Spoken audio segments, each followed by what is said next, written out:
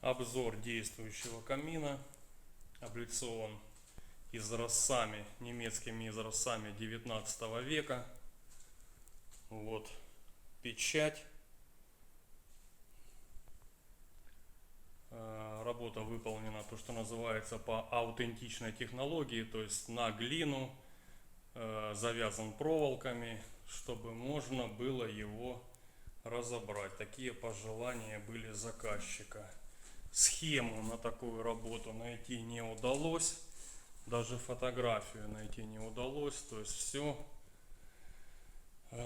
собиралось путем, скажем так, экспериментов и подборов. Вот такая вот работа, он уже протестирован, все отлично. Ну, вот издали. Ну вот как-то так.